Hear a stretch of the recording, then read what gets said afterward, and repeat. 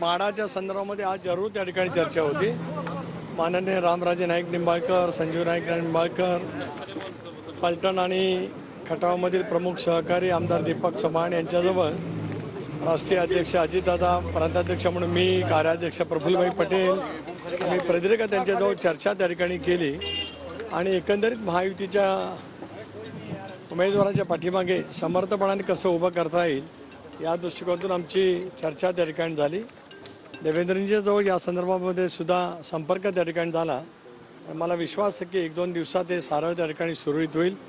इतर जागांच्या बाबतीमध्ये सुद्धा आज आम्ही चर्चा करतो आहोत। वेगवेगळ्या लोकसभा मतदारसंघातला सुद्धा आम्ही आढावा घेतला।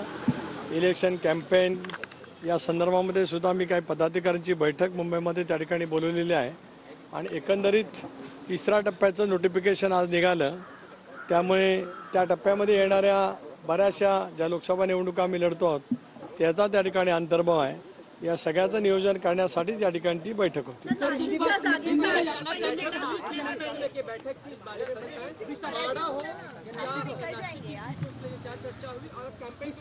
देखिए, मैंने यहाँ पे बताया कि बाड़ा के सीट के बारे में अभी रंजीत सिंह निंबाळकर की कैंडिडेट तो वहाँ पे अनाउंस हो गया है।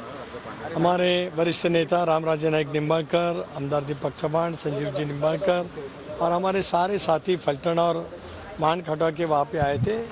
खुद हमारे राष्ट्रीय अध्यक्ष अजितदादा, कार्याध्यक्ष प्रफुल्ल भाई, स्वयं मैं उनके साथ प्रदीर्घ हमने वहाँ पे चर्चा की। मुझे लगता है कि 1-2 दिन में वहाँ पर जो कुछ कैंपेनिंग है वो हो जाएगा। नासिक के बारे में हमने आपस में बात की है।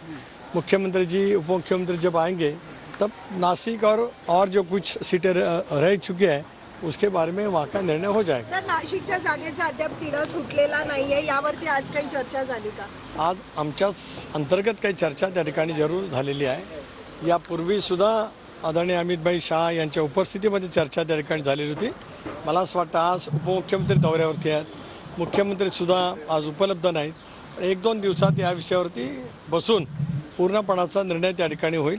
इतरही जागांच्या वरती काय उमेदवार घोषित करायचे आहेत महायुतीचे, भारतीय जनता पक्षाचे असतील किंवा शिवसेनेचे असतील, त्या पक्षाचे नेते त्या संदर्भातला निर्णय घेतील। धन्यवाद। नंतर ही माहिती दिलेली आहे। नाशिकच्या जागेसंदर्भात देवेंद्र फडणवीस आणि शिंदे यांच्यासोबत चर्चा करणार असल्याचं तटकरे यांनी म्हटलंय।